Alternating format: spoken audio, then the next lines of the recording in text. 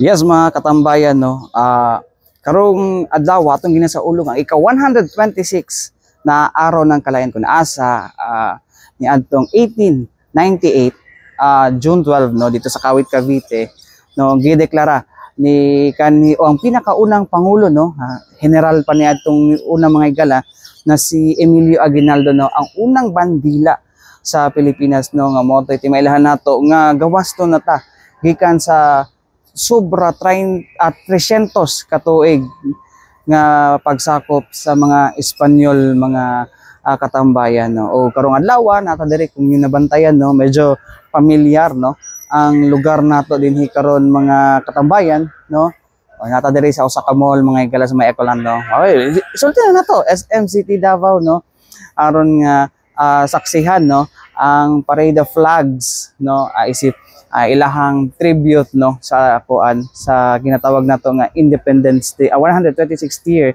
no sa Independence Day karong adlaw. O ingon man mga katambayan no nga bisan pa man daghang mga hugon-hugon ba no daghang mga hugon-hugon nga tinuod ba ta or di siya tugon-hugon magdaghang mga opinion nga nagkakalat karon nga unsa ba tinuod ba ta nga kuan naging malaya no napuy-uban joke karon sa social media na kuan tawagan ni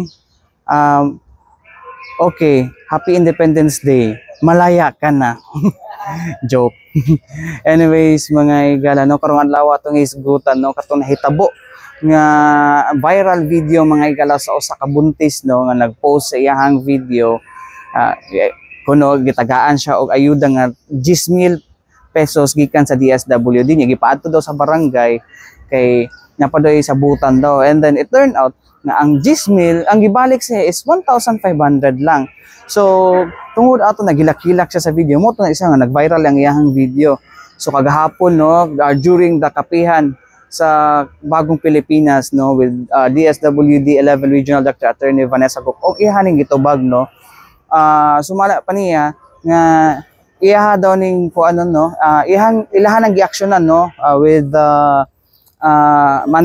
sa tawagan ni order of DSWD Secretary Rex Gatchalian and dito nga no kagahapon mo yung gingon kagahapon sa hapon daw nila i-file ang kaso with the prosecutor's office no bato atong mga ubang mga katong alleged officials nga ning kuan dito no ning tawagan ning kuha sa kwarta so na dito particularly kagawad daw kuan but anyways mga katambayan ning tak na ato ng paminawon no ang nahimong pahayag ni Attorney Vanessa Gokong with regards sa ingon ani no og ingon man no katong mga alleged nga kaning kuan ba murag kaning mga ayuda no ayuda katong kaning mga di siya ingon ayuda kaning mga chismis na nagakalat karon nga naday uban dira nga bisag dili qualified pero kung i-endorse daw ka naday hatian sa ayuda no kung tahi ako si Armando Venequito ipasulod ko sa AKAP or AX kung 3,000 na 1,000 sa nagpasulod sa ko or nag-endorse pero ang ingon sa tuang ko ang regional director isumbong dapat na sa ato ang otoridad or sa especially sa tuang DSWD no para ma-actionan no kay dili man nila tanan covered no So mo na mga higala no ato ng tan-awon no o paminawon ang nahimong pahayag ni DSWD Regional Director o DSWD Region 11 no Regional Director Attorney Vanessa Gokong. 6. Now, on June 7, nag-viral po itong video ng babae na buntis. Hindi ko na lang siya pangalanan. And we captured, because it went viral, we captured the video, no? And syempre, it was alarming. It was disconcerting for the DSWD. Kami po ay nasaktan at banang talagang shock. Bakit ganon? But if you look at the video, klaro po, dun sa video niya, from the DSWD, she received 10,000. Right? And as alleged, or the person of the client, she was asked to go to the barangay. And that's where it happened. Allegedly, the amount of 8,500 was taken away from the 10,000. Okay. Now, as to the actions taken by the agency, we'd like to inform everybody, no, that as of Saturday, that's June 8, we were already able to reach out to the client. And she just manifested that she wants to get the money, the 8,500. And at the same time, ask for assistance because she's pregnant. She'll give birth next month. So yun ang kanya. But then I encourage her, ma'am, for purposes na mabindicate po natin ang lahat ng mga possible victims. And in order to deter future happenings, may we highly encourage you to file a case so that we can show to everybody that what they did was wrong. And they will be sanctioned accordingly. Now, I met with that Saturday, June 8. Yesterday, June 10, I met with the client, no, the complainant. And we assisted her. We went to the police to have the incident lettered. And then we had a meeting with the leaders also in Digos, Davao del Sur, wherein it was participated by PNP. PNP committed to provide protection to the complainant for because she felt that she is being harassed. In the same way, the governor's office, the good governor Mark Cagas, committed to support by providing whatever assistance, including protection, cash assistance to the victim. And the DILG was there. We also talked about the administrative sanctions. So, as of yesterday also, no, aside from meeting with the involved agencies, tayo po ay nag-draft na ng affidavit complaint. If you saw also the press statement by our central office, the secretary, our secretary Rex Gatchalian, strictly instructed me not only to assist Miss Ann, the complainant in filing the appropriate case, but also for DSWD to be a complainant in the case. So, in short, DSWD, together with the complainant, we are going to file appropriate charges against those involved. The affidavit complaint was already finished yesterday. We are just collating, or completing our case build-up. And this afternoon, hopefully, we are able to file it at the Department of Justice for our criminal charges. Yeah.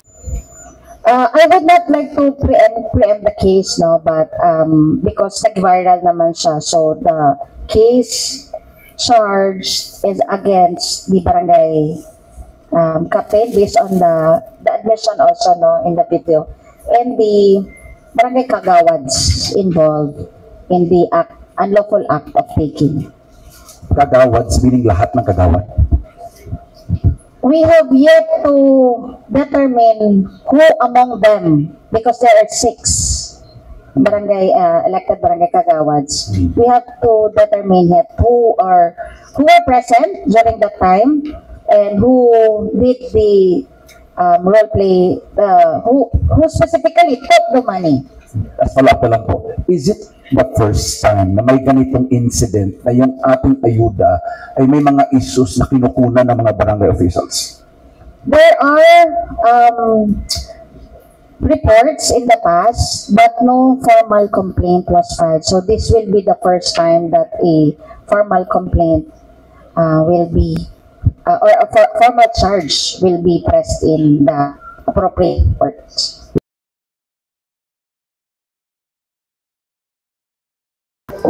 Balik kita mga ikala, no? O, kita sa yung likod, no? Ang kuwan, tawagan ni. Hiwi man eh. Parade of flags, no? Sa SM City Davao. Karangatawan, no? In line sa celebration sa kuwan, tawagan ni. In line sa celebration sa 126th year sa Independence Day. Murag na. Sa tarungan na. Okay. Mani karon na mga sakop sa RCSU 11 na natin ni karon no. And even natin ang sa sa Bureau of Fire Protection nga ni Salmot sa lahat parade of flags na karong adlaw, no. Anyways, mga katambayan, kagabi, no, atong gilibot, no, ang bagong nawong karon sa Rojas Avenue. And kuan ba, na-amaze ko sa ilahang na-amaze ko sa ilahang bagong mukha karon sa pipila ka part sa Rojas Avenue. Para inyong mahibaw ano kung unsa akong ginaingon, no. Tanaw na to nga video. Hi guys! Natadari karon sa may Rojas. Karong panahon, no. Ano ba konsus ko? Ayan, muna din yung bagong Rojas karon, no. Oh, tindot na ang no. Katong mura kanin sa may kanal, good. Oh, di ba? So, muna na siya ang itsura karon sa Rojas. Actually, first time na ko doon, nag-aagi mi diri usahay, no? Nag-aagi mi diri usahay nga magkuan o commute, pero wag din ako ay makita. Karon lang ginako siya up close, no? Nga nakita ang maong lugar. And medyo nindot na siya, no? Hindi na to may wasan, may mahong kanal, kinagaulan man. No? So, pero aesthetic wise, para sa ako, nindot siya, no? Well, that's my opinion. Oh, it's my opinion, no? Di ta mo bali og facts, no? Fact nga napildi na ta ay char. Bitaw eh. So mo na, no, ang bagong Rojas karon na siya suga sa may kanal, no? Hindi naman din yun. Unsa ka di ba mo mamatay mga project sa city government ning kuan kani siyang beautification. Well, no, natay billboard sa una din, pero nawala man to. Ayan na. Kung gusto na katong bridge nila, no? Nindot na siya, kung lang ni pila ka portion, katong ganiha, ang asa tananukad, sa kwanto, tawagan sa may Boulevard area, ay padulong dito sa may padulong sa may Caveria, no? So mo na din siya karon, no? Matong kanon, subay ta diri. Dito nga area. Shame yapon, no? Oh. Kaya siya mo na siyang sakakwan, no? PWD nga sakahanan. Actually, nindot siya eh. Ito pasulod sa night market. Pero nyata mo sulod diha, no? Diri sa ta sa may kuan. Diri sa ta sa may unsan eh? Kaning diri nga area, diri nga lane kani pa. Asa ba ni nga bound ba ni? Kuno ko nakita na siya mga nasa lingkuranan, no. Atom na magian. Pero nganong wala nagihipos na ilahang cups, no? Bangsa ba ni ay, no? Calling No, kinsa yung nagbilin ani nga plastic din hey, kagipagwapag ora kay gipagwapo ning Rojas na unsa. Pagura gipagwapo ang Rojas, yung anay yung makita. No, pagka unsa naman to ni mga tao. No. Magura gipagwapo, bagura na to nakita. Yung tagnindot gani. No. Saan man tao ni mga tao diri uban eh? Awan nagyaw-yaw na inoon ko. Bagyaw-yaw. Siya po siya ano to, mag-exercise mga katambayan, no? Nga. Oh, siya exercise. Oh, sino mo to? Siya tawag ani? Monkey bars dili pod. Sa lawas, no? Salamat. Motel lang ko naghan siya kanang mga aparatos din niyo. Nga pang-exercise. So nindot na jud, no. May panawagan sa tuang city government. Be responsible. No dog pooping. Okay. Nila ang mga kuano, aparatos pwede mag-exercise din ni. Sinana siya diri. Davao Calisthenics. Okay. Apel mo ani? Yes. No. Inyo haning kwan din ni, inyo haning kani din eh. Inyo haning sa gobyerno. Sa city. Pero dili mo nagatapok. Opo. Sa paper. Sa paper. Makita nyo tanan Davao Charismatic sa Davao. Ato ka okay pa tarong 12. Ugma. Ay, ugma. Sa orasa? Sa hapon to 5. 12. Sige, salamat. Sige, salamat. Mo to no, dada Charismatics. Sa to wasa mo no tong gikuan nito no. So dira sa nagkatapok ko. It's a very good kuan pod no. Very good na tawagan ni. It's a very good recreation para sa mga bata. No, mo siya ang kuan sa sa night market. Nindot. Mo to mga bata ato no. They are very willing mo share sa ilahang kuan. Anyways, sa 12 daw to sila magkuan. Kung mag-ere po ni, di na po ni kuan po no kay ma-ere ni sa June 12 man. So kay normal po ni nga lapok siya kay kuan man ulan na something. Ano panawagan sa tuang city government to. Be responsible, no? May mo, kung palaago ninyo din, mag-diaper yung iro. Din no? So, mapalin ni siyang area kung nakita nga medyo nindot. No, ikatulong na ata ni ng katong agianan sa kanan. Ay, nako. Actually, nindot siya. Nindot siya nga kanang recreation. Kung yun, susobrahan, pwede pa ba ng kuwan eh. Punuan, pero na lang kasi mga suko. Pero pag abot ito sa unahan, kuan na siya, dili na siya wala na siya katingan ani nga murag sidewalk. Wala na. Tan-awa. Bawal tamakan og labayan ang basura og tanom. Nakita ganyan na plastic cups. So dinhi balik na punta dinhi sa may kuno. So close na siya dapita dira. I-close siya. And dili na punta balik sa may bike lane. Libot-libot agad. Libot-libot rata. Nadire. Kay palo sa tanan. Bawal tamakan ang mga tanom o magkuha og tanom. Bawal mo sudod sa net. Net. Bawal ang paglabay og basura sa park diri sa Rojas Avenue.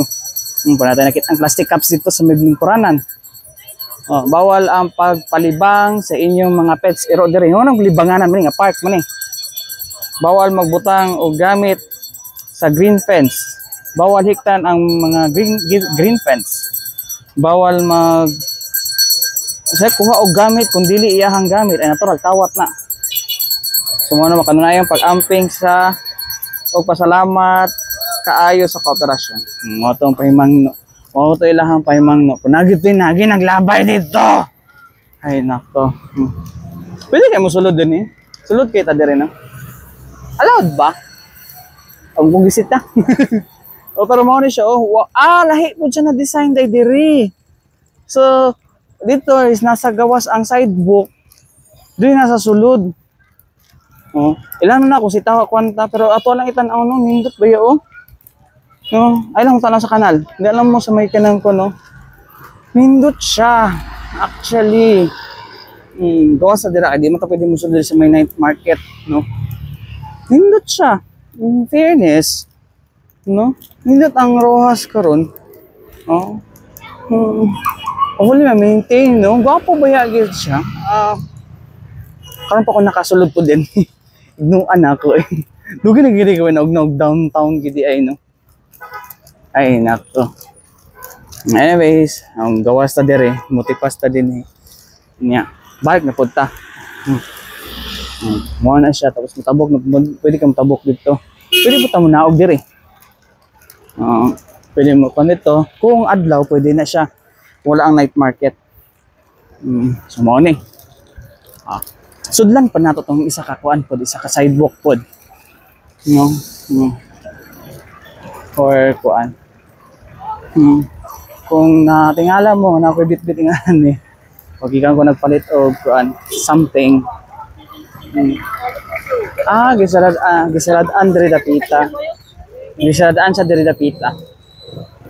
Oh, magyapon same na mga pamahimang no. And gisadaan ginila and napagay railings gid Dapita oh. So di pa pasudlan din yung area. But basically kuan pa siya. Same siya sa katong before. Ang bawal tamakan ang tanom. Bawal tamakan ang tanom. Uy, kagwapo sa to. Siga-siga.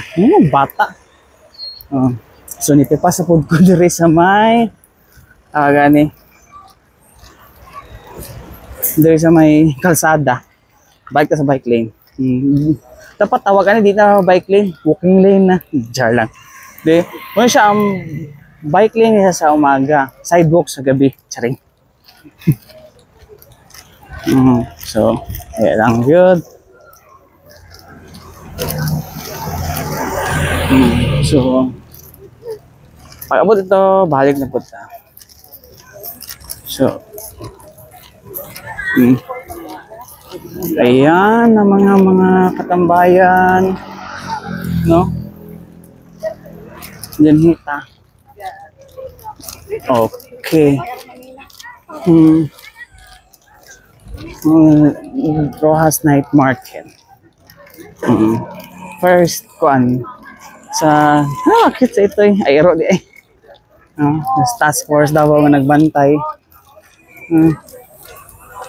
Alahang kuan. Sa tawa ni KM. So, mo na ni. Balik sa kuan, the usual lang diri sa may Claveria na side na Rojas Avenue, no. No, there's a dog. Muna siya ang kuan karon, no. Balik-balik ko yun ako. Muna siya ang makita na to nung gamay ba? It's a lot changes naman, no. In terms of kaning kuan may ko aesthetic wise, char. Aesthetic wise di ang pod. Dili pa nindot siya katong dito sa unahan, no. Na area katong coming from Boulevard area. No? Coming from Boulevard area, nindot to siya. Punalay portions pag abot na dito pag gamay na lang ang kuan no sa kining Claveria area. Medyo kuan na siya no. Medyo kining gisaradaan nila no, mag-restrict siguro na pa siguro gamay kuan tawagan ni gamay nga kaning retouch. Final touch kumbaga. Anyways, hangtod diri lang ta mga katambayan. Ito sa sunod.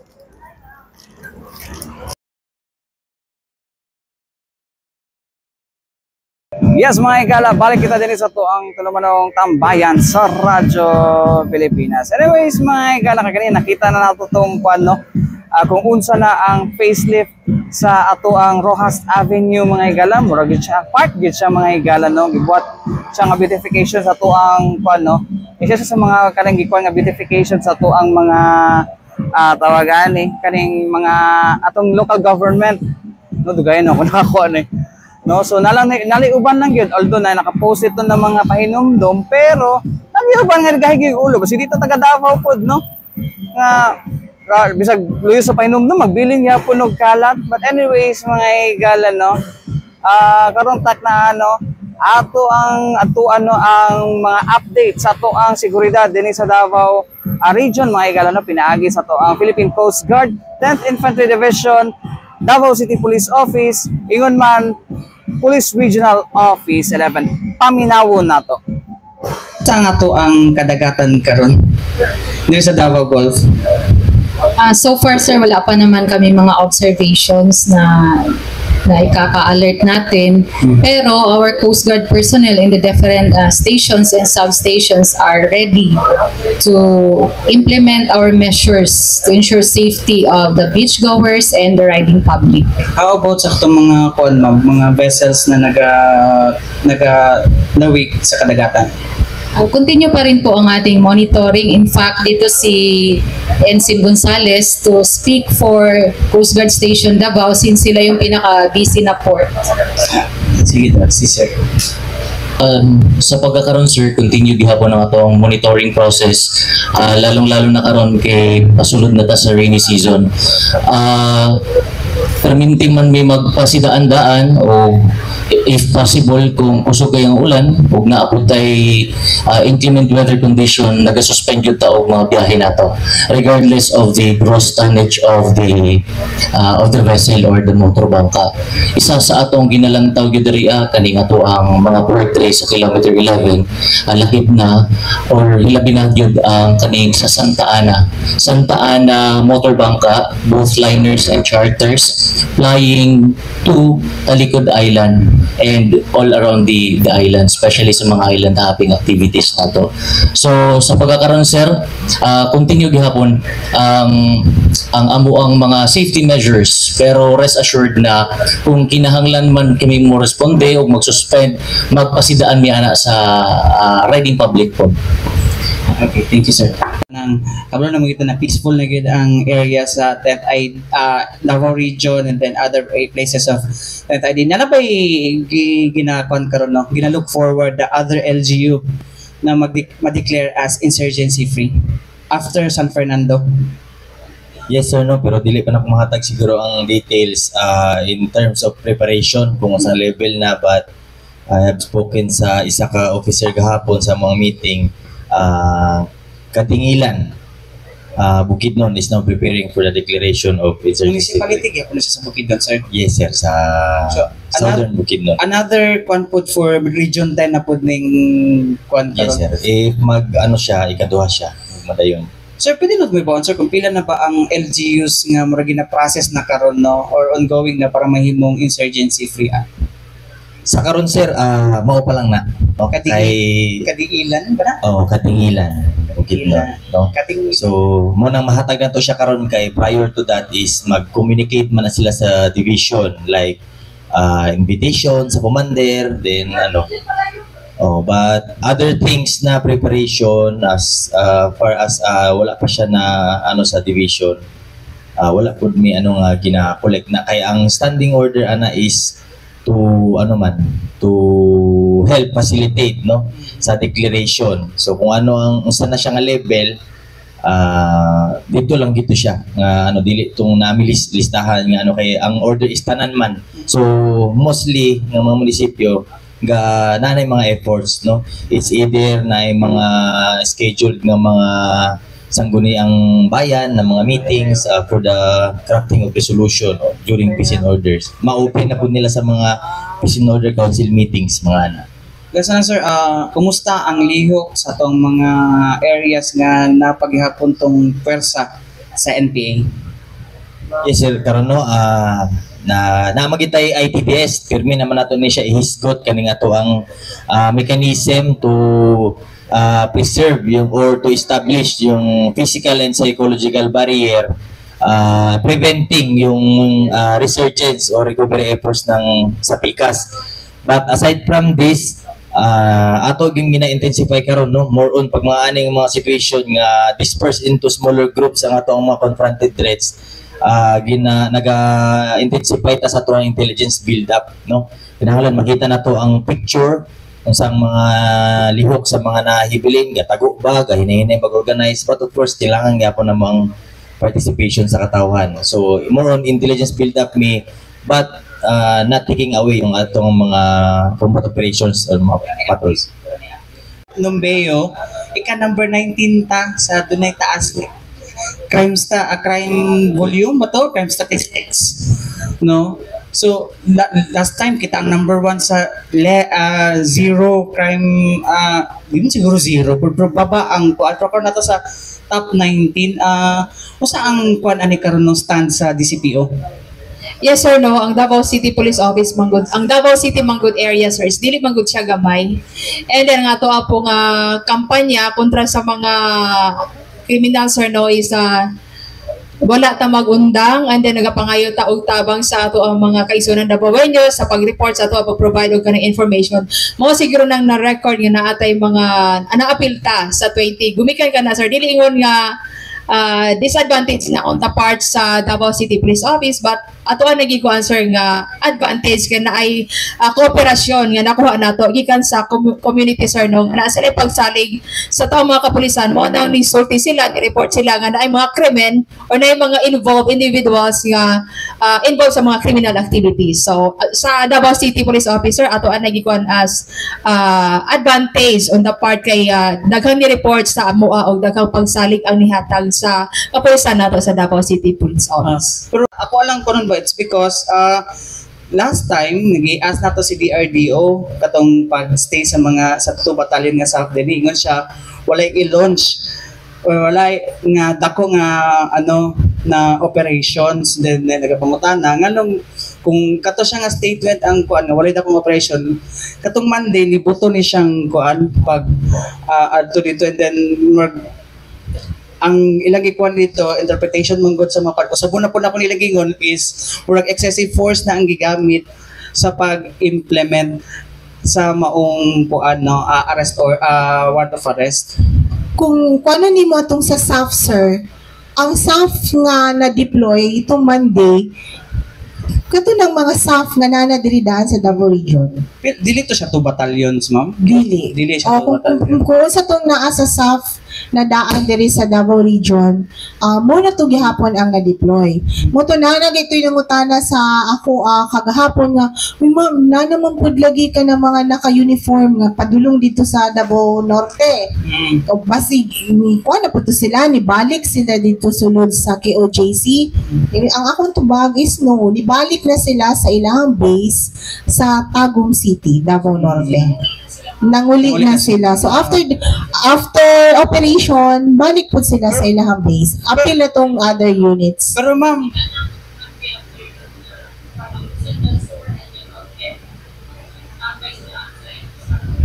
from other PRO daw, ma'am, sa Caraga, from PRO Caraga daw. Prepare. Yes, of course, mag-prepare man na siya for para mo uli na. Pero ma'am, ang kwan lang anin ba is, di ba, in the previous reports nato din sa region na wala tayong mga noted na private armies coming from any politicians or even usa ka individual.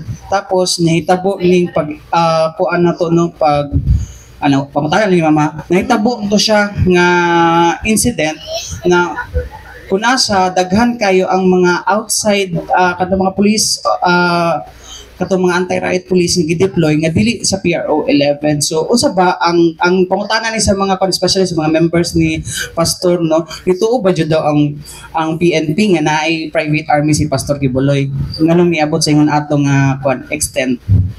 Wala ta nag-consider og about private army ni Pastor Kibuloy. Wala na siya. Ang gi-consider nato is ang vast area na i-cover sa pag-serve sa warrant of arrest ug ang number sa ato ang subject sa warrant of arrest, which is Pastor Kibuloy and 5 others. So wala sa consideration ng nga private army, wala siya. So ang number sa PNP personnel nga na dito is to serve the warrant of arrest and ensure na mahimong effective ang amo ang operation. So mo to mga igalo ang naglangkob sa to ang panaguban karong adlaw dinhi sa to ang tulumanong tambayan sa Radyo Pilipinas. Hantod sunod po, daghang salamat ug mabuhay ang Pilipinas.